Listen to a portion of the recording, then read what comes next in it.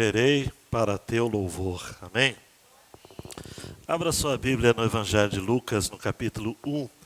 Já dá para soltar. É o Mateus, está ali? O João Marcos se transformou em Mateus. Bendito é o tema da mensagem desta noite, que é justamente o nome do Salmo de Zacarias, do Cântico de Zacarias. Se você prefere na língua original, Benedictus, né? Se você quiser tirar onda essa semana, falando, olha, o pastor pregou o Benedictus, né? Que é justamente a primeira palavra do Cântico de Zacarias.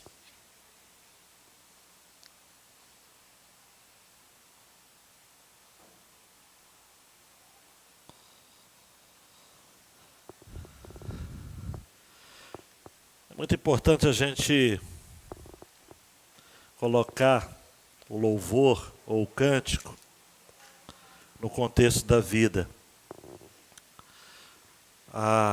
Isso em todas as áreas, não é? Em todos os momentos. Todo cântico precisa brotar de uma vida.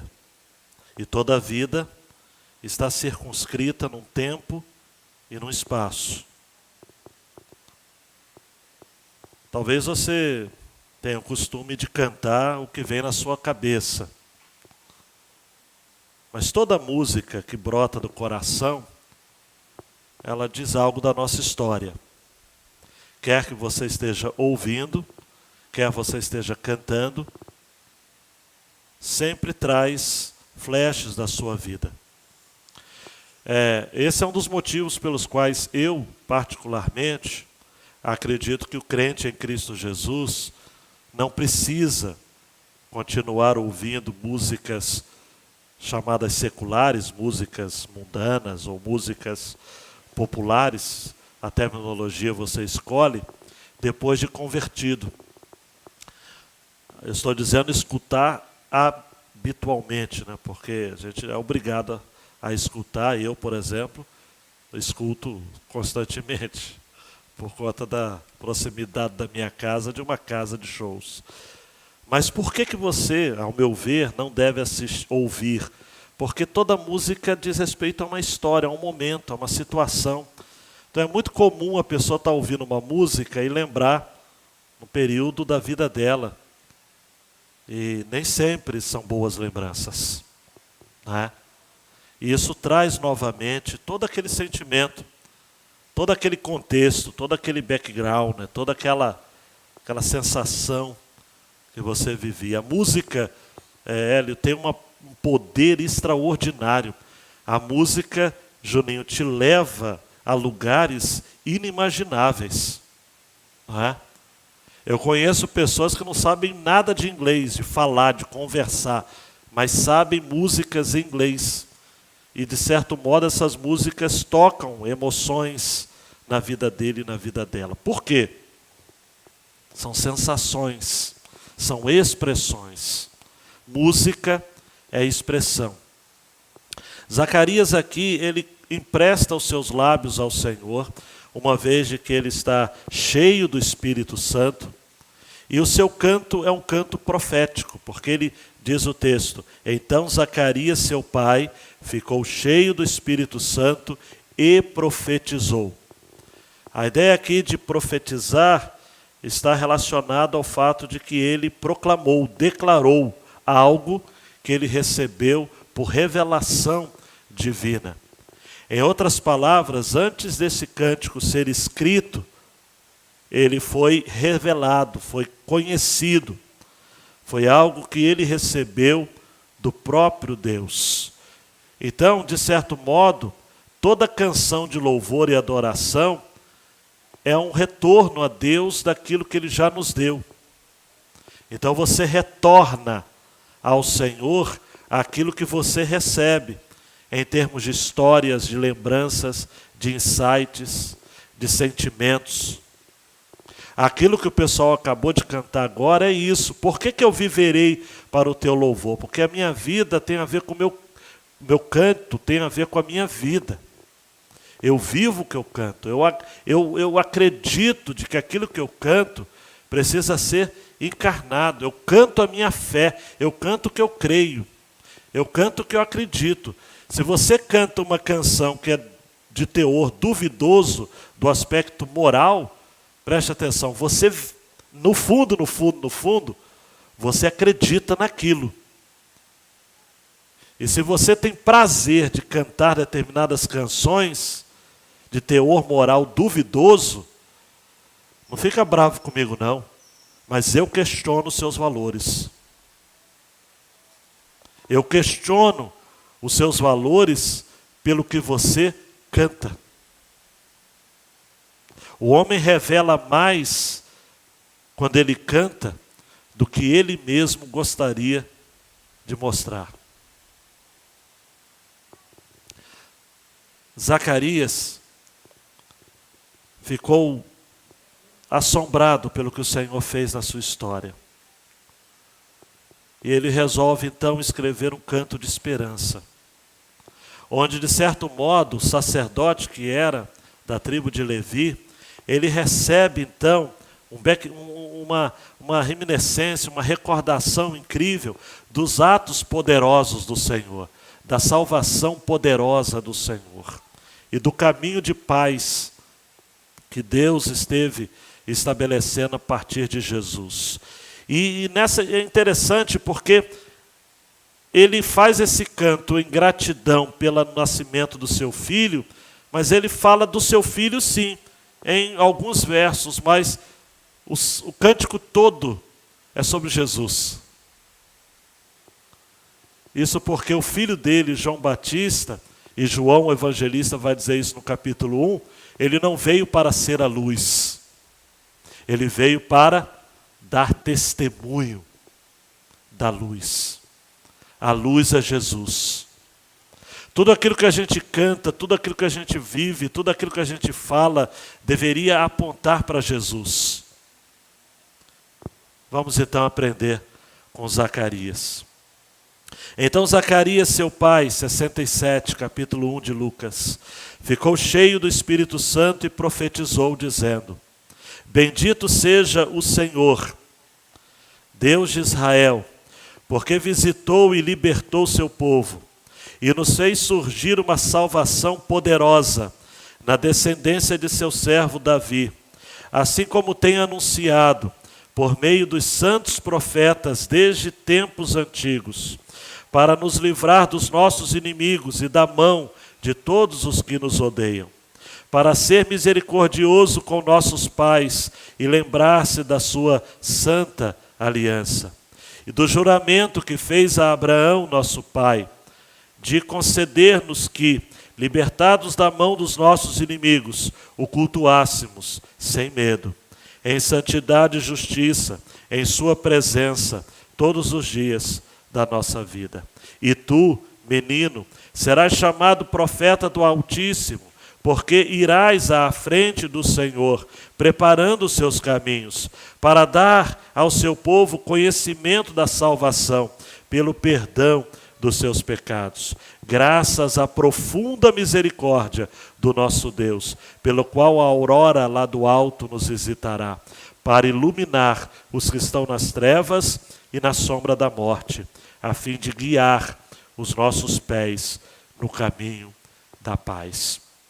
E o menino crescia e se fortalecia em espírito, e morou no deserto até o dia da sua aparição pública a Israel. Oremos mais uma vez. Deus, mantenha-nos em reverência para ouvirmos e atentarmos à Tua palavra.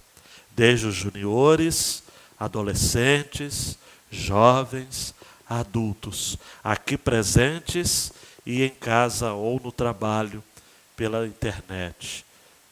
Deus meu, compartilhe da Tua palavra a nós no nome de Jesus. Amém e amém. A grande ideia desta passagem, amados, João deu um clique aí, diz assim: Deus deve ser bendito em nossos lábios e crido em nosso coração, pela salvação poderosa em Jesus, que proporciona livre acesso ao coração do Pai. Há quem divida esse cântico, né, Gisele, irmão Israel, irmã Ivani, em 4 partes. Mas eu vou simplificar e vou dividir em 2 apenas. 67 a 75, o tema central, o tema condutor é a salvação poderosa do Senhor. E dos versos 76 a 80, tudo culmina no caminho da paz. Então me parece que Zacarias tem essas 2 ideias patentes em sua mente. Ele quer falar dessa salvação poderosa e ele quer falar, e por isso ele começa com salvação poderosa no versículo 69, o seu cântico, e termina no 79 sobre o caminho da paz. Então dê um clique aí, João, por favor, a salvação poderosa. Primeiro, eu preciso destacar que Zacarias ficou cheio do Espírito Santo. Tomados então por temor, só para relembrar um pouco da mensagem de domingo passado, os vizinhos, parentes de Isabel, de Zacarias, ficaram maravilhados e disseram, versículo 66, o que este menino vai ser? Pois a mão do Senhor estava com ele.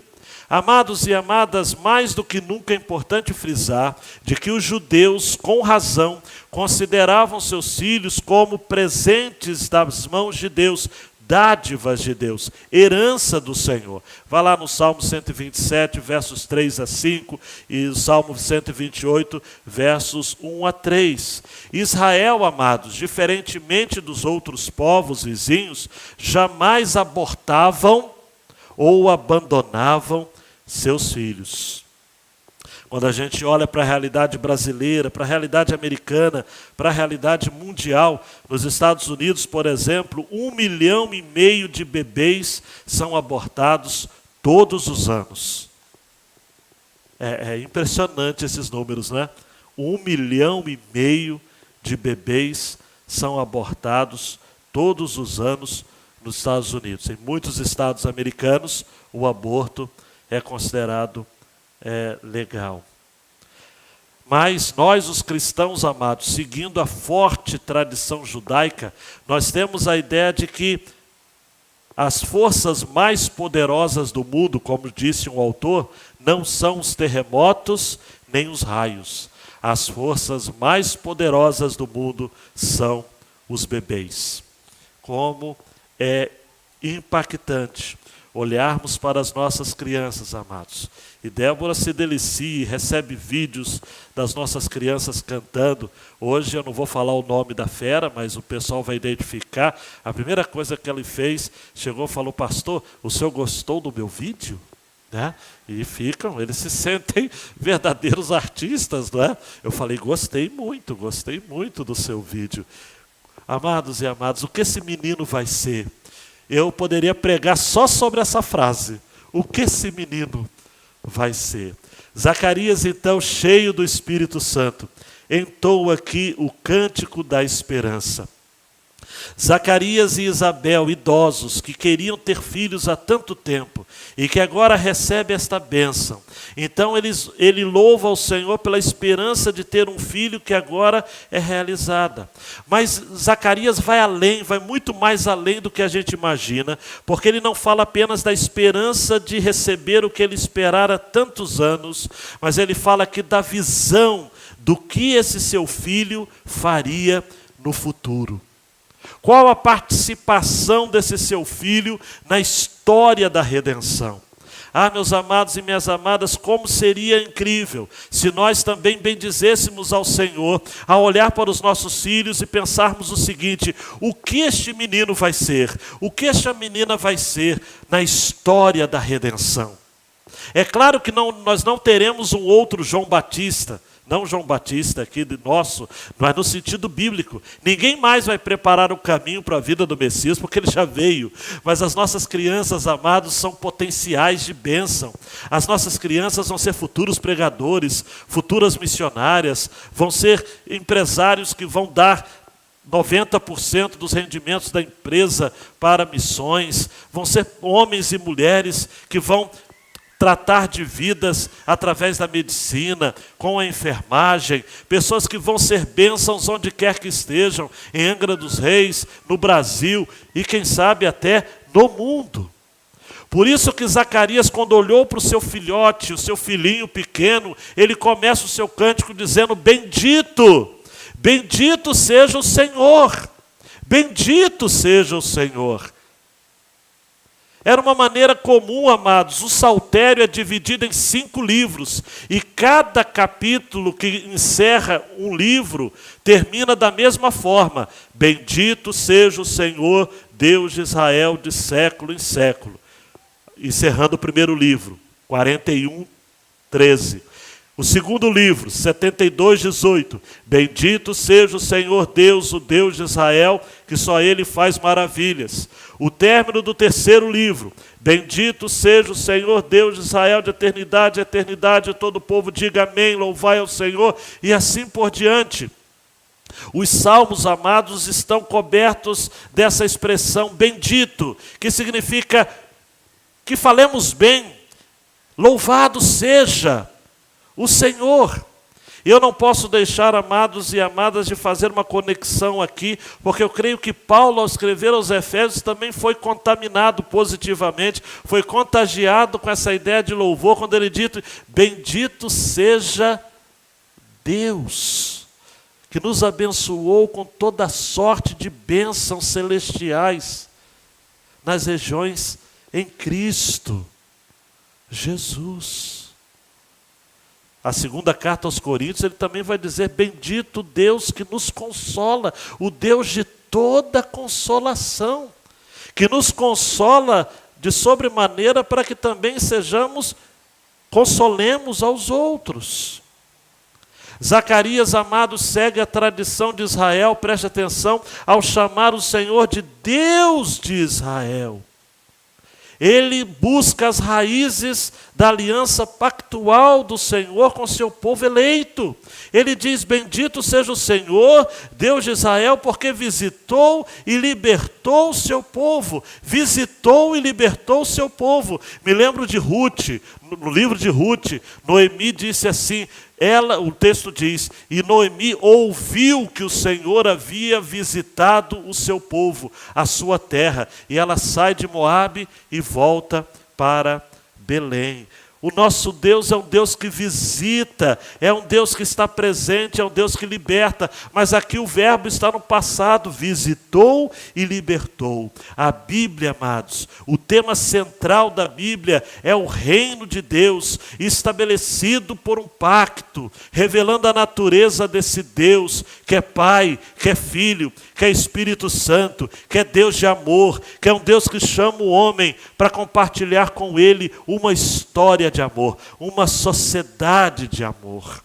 Bendito Deus e Pai de nosso Senhor Jesus Cristo, o qual nos abençoou com todas as bênçãos espirituais nos lugares celestiais em Cristo, como também nos elegeu nele antes da fundação do mundo, para que fôssemos santos e irrepreensíveis diante dele em amor, e nos predestinou para filhos de adoção por Jesus Cristo para si mesmo, segundo o beneplácito da sua vontade, para louvor e glória da sua graça, pela qual nos fez agradáveis assim no amado, em quem temos a redenção pelo seu sangue, a remissão das ofensas, segundo as riquezas da sua graça, que ele fez abundar para conosco em toda sabedoria e prudência. Essa história, amados, essa salvação poderosa que surgiu na descendência de seu servo Davi. Visitou, libertou o seu povo, uma salvação, amados e amadas, que nasceu na casa de Davi, fazendo eco com Isaías 9:7, do aumento deste principado e da paz não haverá fim, sobre o trono de Davi e o seu reino, para o firmar e o fortificar com juízo e com justiça, desde agora e para sempre. O zelo do Senhor dos Exércitos fará isso. Ecos com Jeremias 23:5, eis que vem dias, diz o Senhor, em que levantarei a Davi um renovo justo, e sendo rei reinará e agirá sabiamente, e praticará o juízo e a justiça na terra. E Ezequiel 29:21, naquele dia farei brotar o poder na casa de Israel, e abrirei a tua boca no meio deles, e saberão que eu sou o Senhor. Uma salvação, amados, poderosa na descendência de seu servo Davi, versículo 70, assim como tem anunciado por meio dos santos, dos seus santos profetas, desde tempos antigos. Profetas como Isaías 14:1-3, porque o Senhor se compadecerá de Jacó e ainda escolherá Israel e os porá na sua própria terra, e ajuntar-se-á com eles os estrangeiros, e se achegarão à casa de Jacó, e os povos os receberão e os levarão aos seus lugares, e a casa de Israel os possuirá por servos e por servas na terra do Senhor, e cativarão aqueles que os cativaram, e dominarão sobre os seus opressores, e acontecerá que no dia em que o Senhor vier a dar-te descanso do teu sofrimento, do teu pavor e da dura servidão com que te fizeram servir. Esta é a aliança, amados e amadas, a aliança do Senhor, vinda a partir da atuação do Senhor. Esta aliança, obrigado, João, que foi prometida a Abraão em Gênesis 12:1-3, e abençoarei, no versículo 3, e abençoarei os que te abençoarem, e amaldiçoarei os que te amaldiçoarem, e em ti serão benditas todas as famílias da terra. Ainda a Abraão, em Gênesis 17:4-9, quanto a mim, eis a minha aliança contigo, serás o pai de muitas nações, e não se chamará mais o teu nome Abrão, mas Abraão será o teu nome, porque por pai de muitas nações te tenho posto, e te farei frutificar grandissimamente, e de ti farei nações, e reis sairão de ti, e estabelecerei minha aliança entre mim e ti e a tua descendência, depois de ti em suas gerações, por aliança perpétua, para te ser a ti por Deus e a tua descendência depois de ti. Assim como tem anunciado por meio dos teus santos profetas, para nos livrar dos nossos inimigos e da mão de todos os que nos odeiam.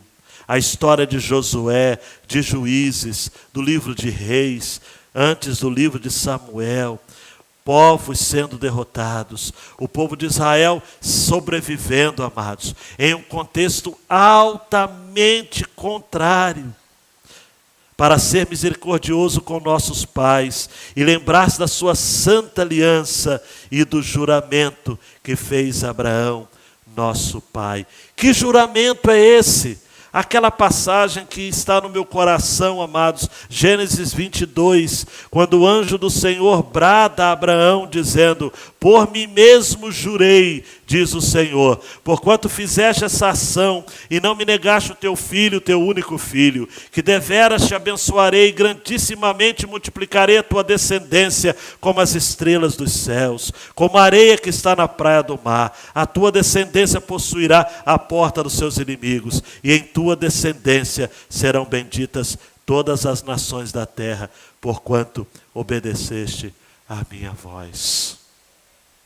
Amados e amadas, tudo isso está embutido nessa primeira parte do cântico, do juramento que fez Abraão, nosso pai, de conceder-nos que, libertados da mão de nossos inimigos, o cultuássemos sem medo, em santidade e justiça, em sua presença, todos os dias da nossa vida. Houve uma preservação, amados e amadas, do remanescente fiel, daquele grupo eleito, protegido. Aí você deve estar pensando: mas pastor, então Deus escolheu Israel, porque Israel era a nação mais preciosa, era a nação mais poderosa, era a nação em que havia algum tipo de valor? Não, 1000 vezes não. Deuteronômio 9:5 vai dizer: não é por causa da tua justiça, nem pela retidão do teu coração, que entras a possuir a sua terra, mas pela impiedade das outras nações. O Senhor teu Deus as lança fora de diante de ti, e para confirmar a palavra que o Senhor jurou a teus pais,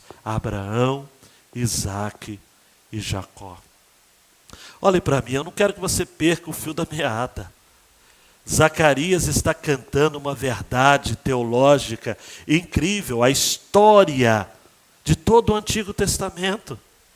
Deus separando um homem, Abraão, chamando de Ur dos Caldeus, Gênesis capítulo 12, para ir para uma terra que o Senhor mostraria. Lhe promete uma descendência, mesmo o ventre de Sara sendo estéril. Mais tarde, amados, contra todas as expectativas, contra todas as esperanças e possibilidades, Sara se vê grávida. Eu faço um desafio para você estudar a partir do Antigo Testamento como as histórias das estéreis que foram mães, todas elas, amados e amadas, fizeram parte dessa história da redenção. Você tem Sara, você tem Rebeca, você tem Raquel, você tem Ana, e agora você tem Isabel. Eu estou citando apenas algumas delas. Amados e amadas, fica claro nesse texto, de que Zacarias reconhece que aquele ato dele pegar aquele menino no seu colo, era muito mais do que ter uma criança. Era muito mais do que ter sido alvo da misericórdia do Senhor. Aquela criança fazia parte da história da redenção. Olhe para mim, amado e amada, nunca a história de Deus foi apenas a seu respeito, a meu respeito. Quando Deus intervém na minha e na sua história para nos fazer algo esplendoroso, Ele o faz para que a história dele seja lida a partir da nossa história. Eu gostaria de tornar isso claro de alguma forma para você entender isso.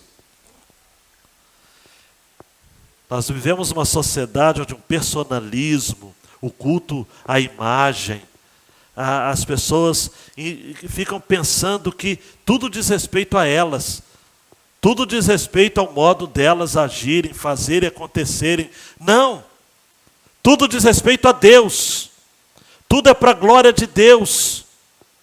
Zacarias está incluindo aqui a sua história como desdobramento do juramento de Deus. Jeremias está indo além, ele conecta a história de João Batista, o seu filho, com a graça de Deus. Não é à toa que o nome João significa agraciado. E ele faz um trocadilho também de juramento com o nome de Isabel, que significa justamente isso. Deus me fez jurar.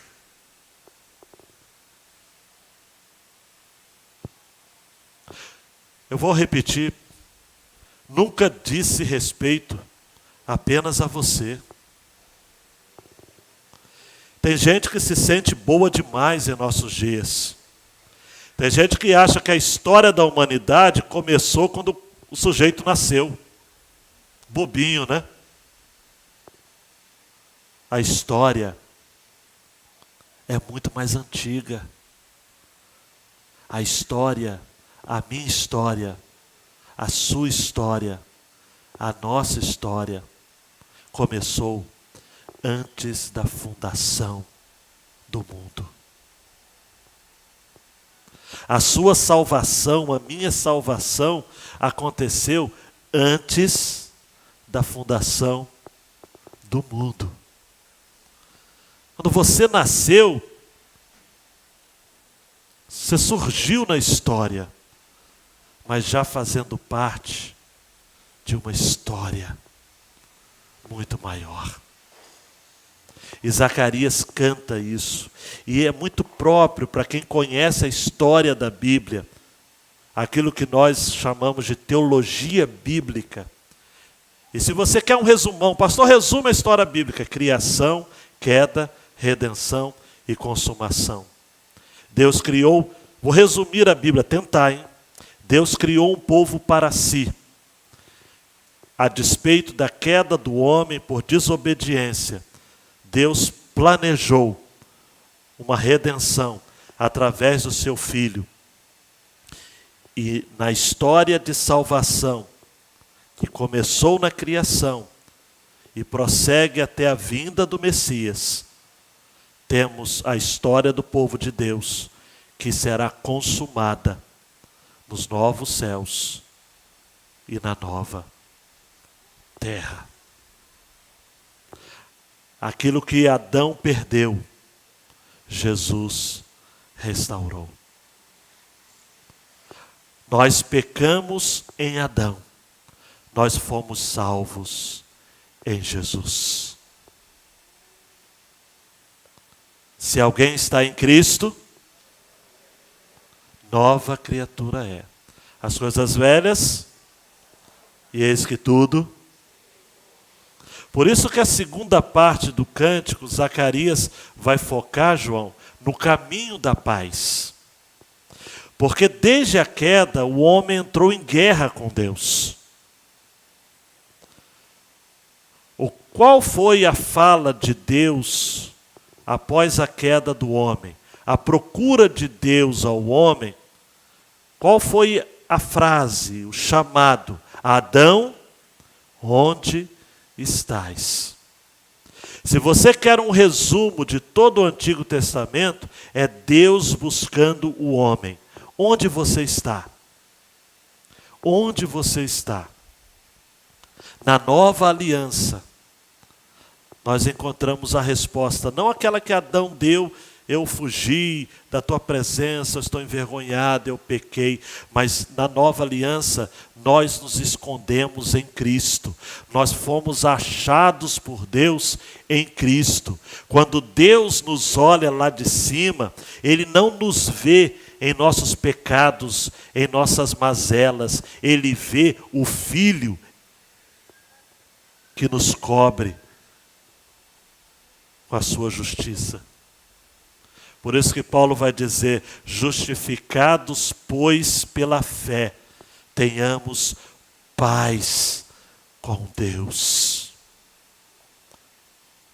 Fomos conectados com Deus por conta do caminho da paz. Verso 76, e tu, menino, referindo-se a João Batista, serás chamado profeta do Altíssimo, porque irás à frente do Senhor, preparando os seus caminhos, para dar ao seu povo conhecimento da salvação, pelo perdão dos seus pecados, graças à profunda, no original, entranhável, misericórdia do nosso Deus, pela qual a aurora lá do alto nos visitará. A ideia aqui, amados, é de um tempo de inverno, é de um tempo de trevas. E nós vamos ver lá em Isaías essa expressão lindíssima, Isaías 9:2. O povo que andava em trevas viu uma grande luz, e sobre os que habitavam na região da sombra da morte resplandeceu a luz. Não é, Evelyn e Maria?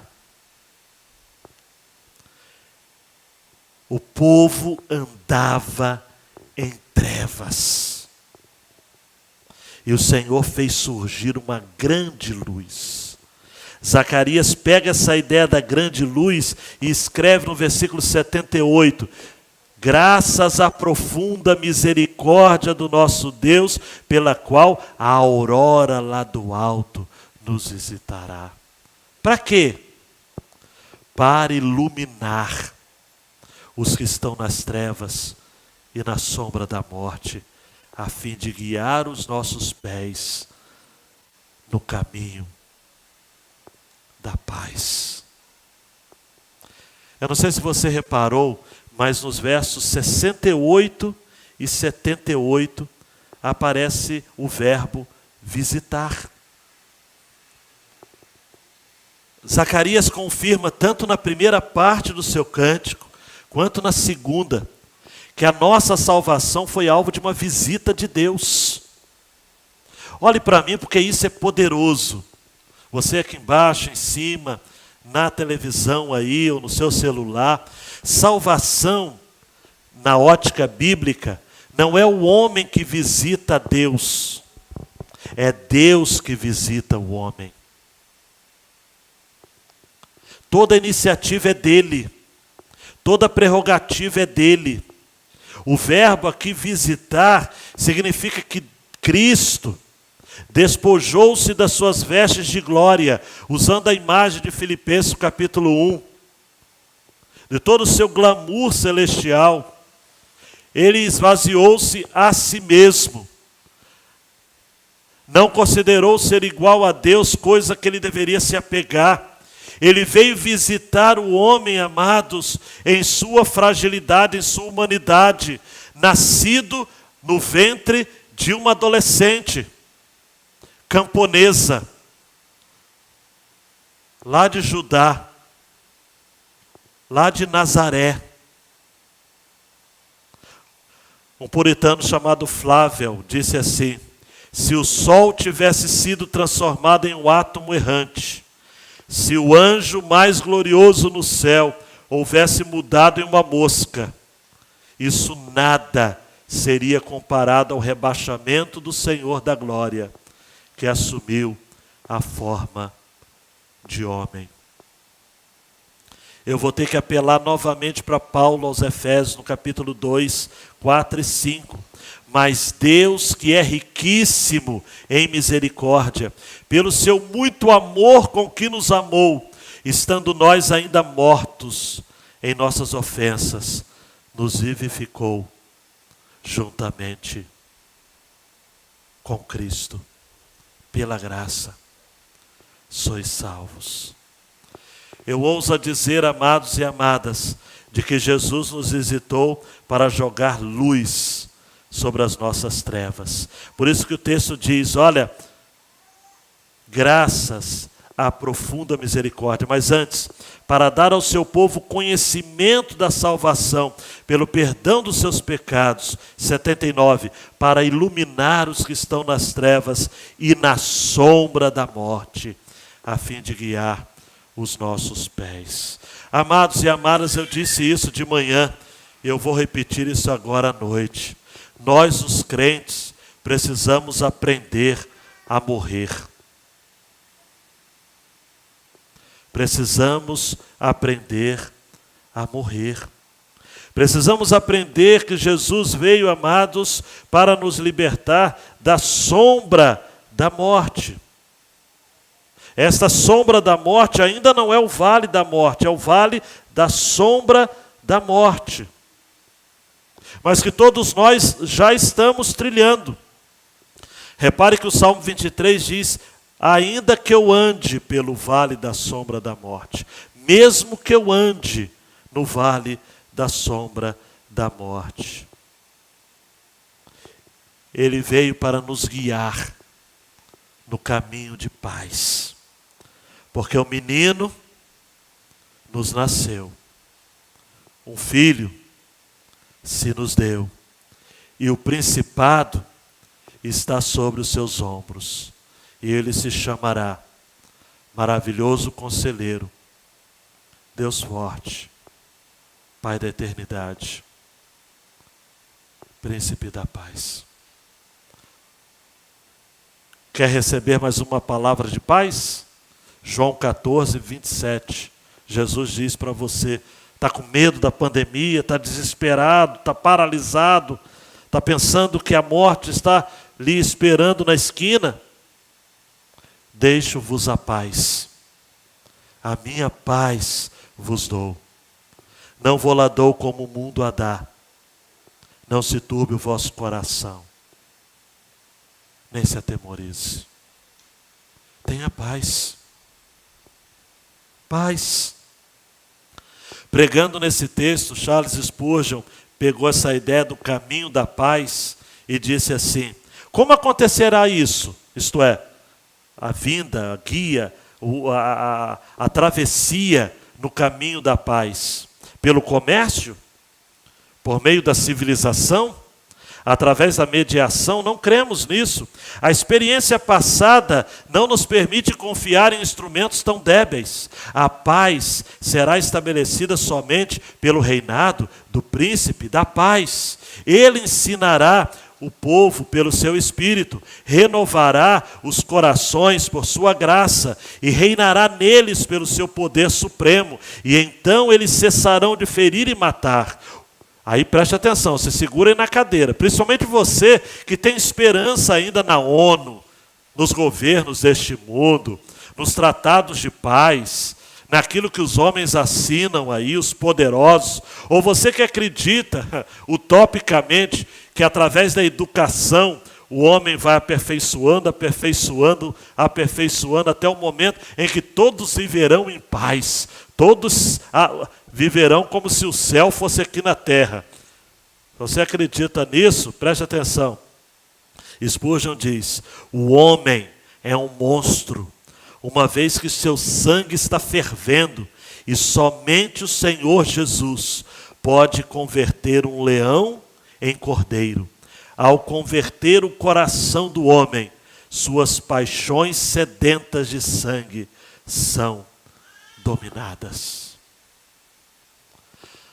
Amados, olhe para mim. É importante você entender o que eu estou falando. Nós só temos, amados, como única esperança de paz. Repare que o texto diz, chatinho, uma regra de português aqui, a fim de guiar os nossos pés no caminho da paz. Não é em um caminho da paz. Só existe um caminho.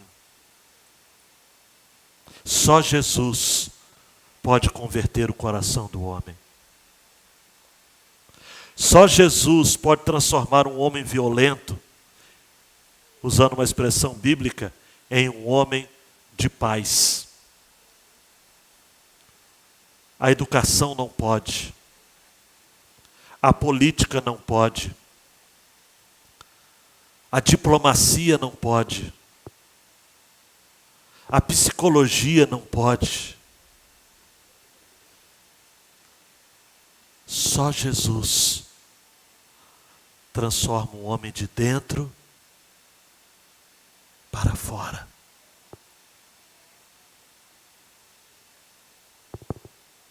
A porção bíblica termina falando de João Batista, que crescia e se fortalecia em espírito, e que morou no deserto até o dia da sua aparição pública.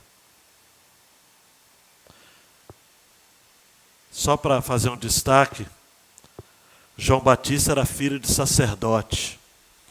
Ele poderia viver no templo com todas as benesses das instituições sacerdotais. Mas Deus o queria para ser um pregador no deserto. E ele mora no deserto até o dia que ele seria publicamente apresentado às pessoas. Queridão, queridona, várias lições a gente poderia aplicar, mas eu vou ficar com duas apenas. Primeiro, a nossa história de salvação é uma história, com H maiúsculo.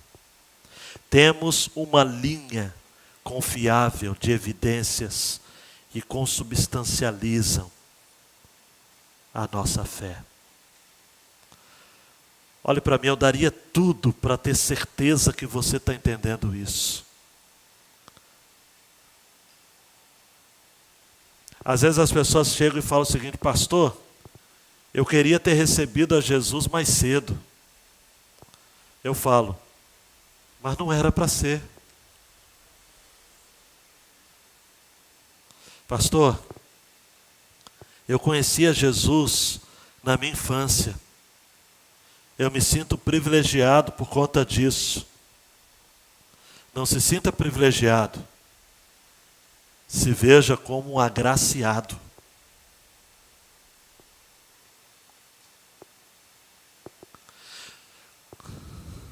Quando eu olho para a minha vida, as coisas que foram acontecendo, desde o meu nascimento, em 1974, até hoje, eu consigo ver que em cada momento da minha história, o Senhor estava costurando um tapete que parecia sem sentido ao olhar pelo lado do avesso.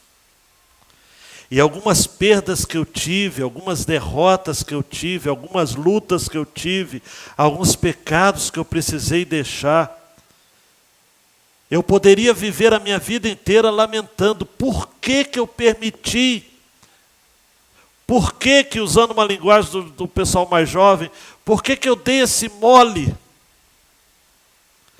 Aí o grande tapeceiro me mostra a história pelo lado certo e diz: olha, agora faz sentido para você? Então para de reclamar que você conheceu Jesus tarde, como Santo Agostinho, tarde, muito tarde, foi que eu te amei. Pare de reclamar que você teve as suas histórias de vacilos e que talvez até hoje você aí esteja no seu lugar dizendo: Senhor, me perdoa, porque Deus está dizendo: tente outra vez. Mas não é como aquela música, não, é verdade.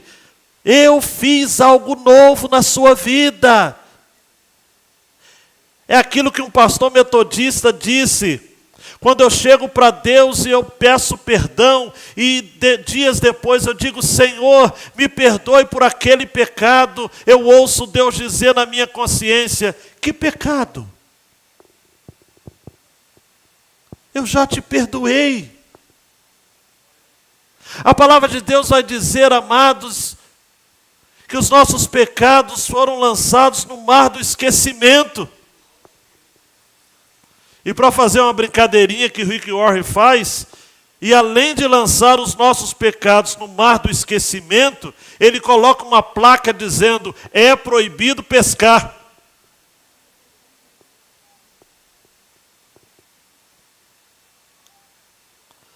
Está preparado para receber uma palavra de Deus? Mais uma, né? O Salmo 89 todo, mas eu não vou ler, obviamente. 28 e 29. A minha benignidade lhe conservarei para sempre, e a minha aliança será firme. E conservarei para sempre a sua semente e o seu trono como os dias do céu. Na história de salvação, a história de Deus, e uma história confiável, de evidências que consubstancializam a nossa fé. Tudo que passou, tudo que aconteceu, fez parte de um plano maior. Deus tem um plano em cada criatura. Há um propósito. Ah, pastor, meu casamento foi... Eu queria ter acertado, eu queria ter lutado, eu queria ter reconquistado. Diga para Deus: Deus, me ajude a aprender tudo.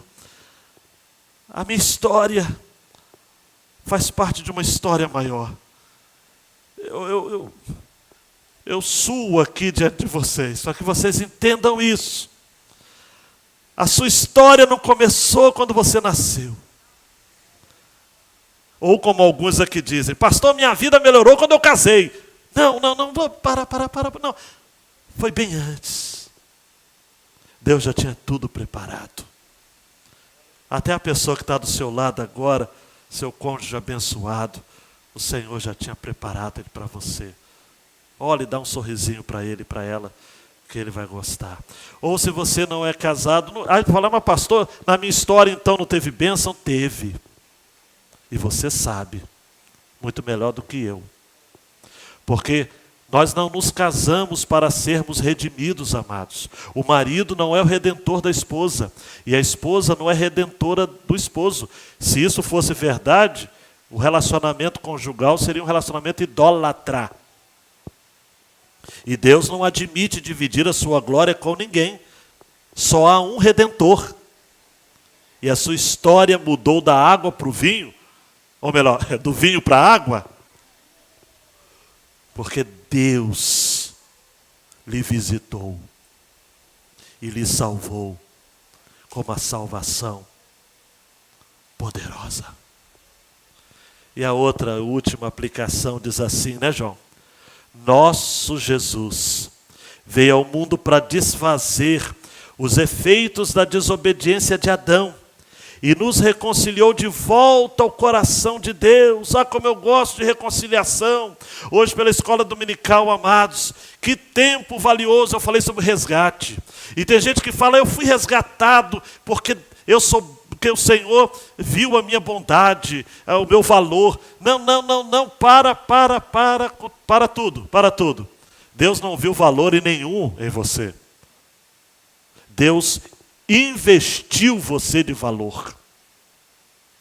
E eu ilustrei muito de manhã, que eu nem vou repetir. Vai lá e assiste no YouTube. Que eu caprichei hoje, pensei em várias formas de você entender isso. Não é um valor intrínseco, não é um valor essencial, inato. Deus não olhou para você e falou, rapaz, eu vou ter que salvar esse cara, ele é muito bom. Não. A palavra de Deus diz que Deus prova do seu amor para conosco, que Cristo morreu na cruz, sendo nós ainda pecadores. Nós éramos inimigos de Deus. Paulo vai dizer aos Efésios que nós éramos filhos da ira. Perguntaram para Spurgeon, por que você prega na doutrina da eleição? Ele falou, olha, porque somente Deus poderia eleger um homem como eu. Não tem como. Romanos 5:10, porque se nós, sendo inimigos, fomos reconciliados com Deus pela morte de seu Filho, muito mais tendo sido já reconciliados, seremos salvos pela sua vida. Eu quero terminar, já citei essa frase, mas eu quero destacar aqui. Dá um clique aí, João, por favor. No livro Cristianismo Puro e Simples. Se você não leu, precisa ler. É um livro escrito a partir de palestras que o C.S. Lewis faz no rádio em 1942. Nesse livro, C.S. Lewis faz o seguinte argumento, que os filósofos gostam de chamar de trilema. Não é nem dilema, é um trilema. Para comprovar num argumento lógico que ou você crê, preste atenção, que Jesus é filho de Deus, ou você vai crer que ele é um louco ou um fanfarrão, um charlatão. Não tem como dizer que Jesus é mais ou menos filho de Deus. Seria o mesmo de dizer que fulana de tal está mais ou menos grávida. Não tem como, é uma coisa, ou está grávida ou não está.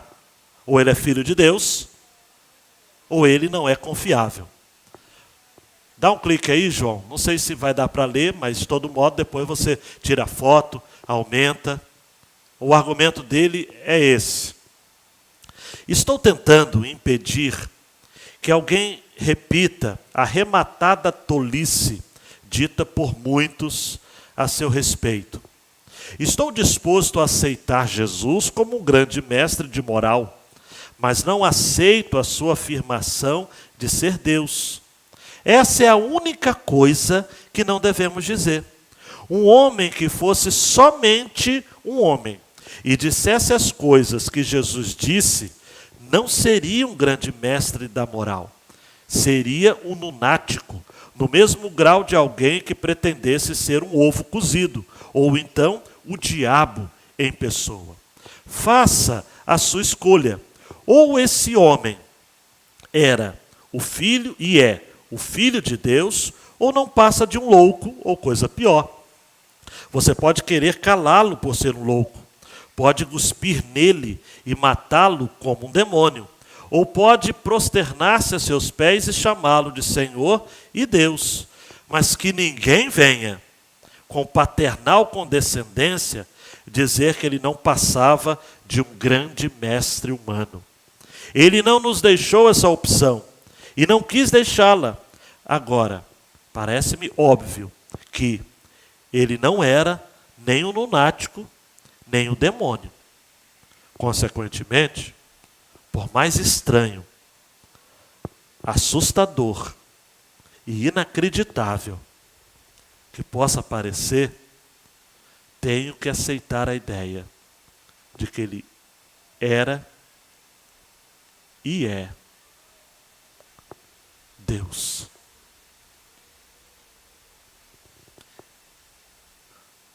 O Espírito Santo nesta noite quer convencer você de que Jesus, o Filho de Deus, veio ao mundo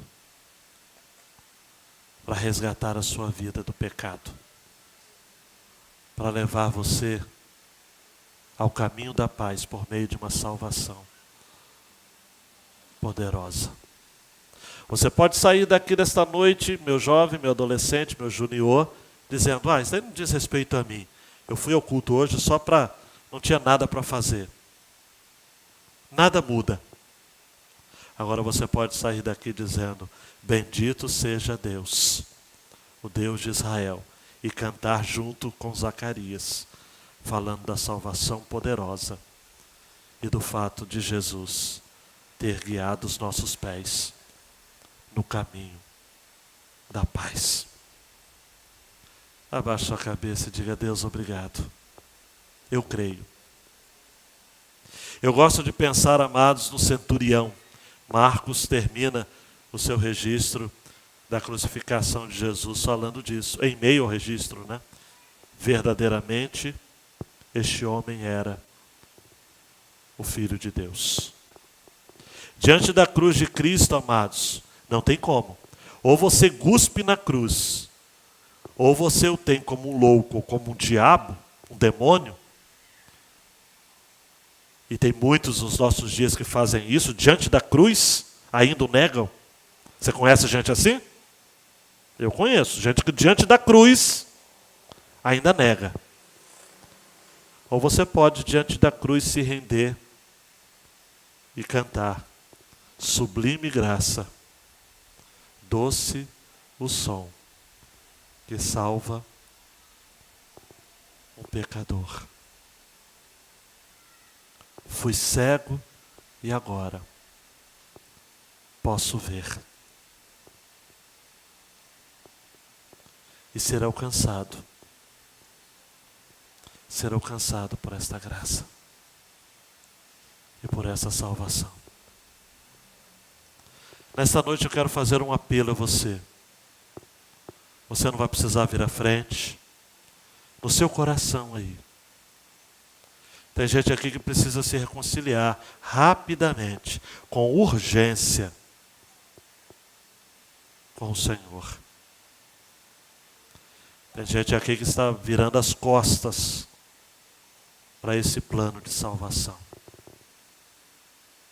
Tem gente aqui que está ouvindo esta mensagem e está se perguntando, isso diz respeito a mim? Isso é para mim? A sua história só vai fazer sentido quando você colocar o naco, o pedacinho da sua história, no registro da história de Deus no mundo. Aí tudo vai começar a fazer sentido.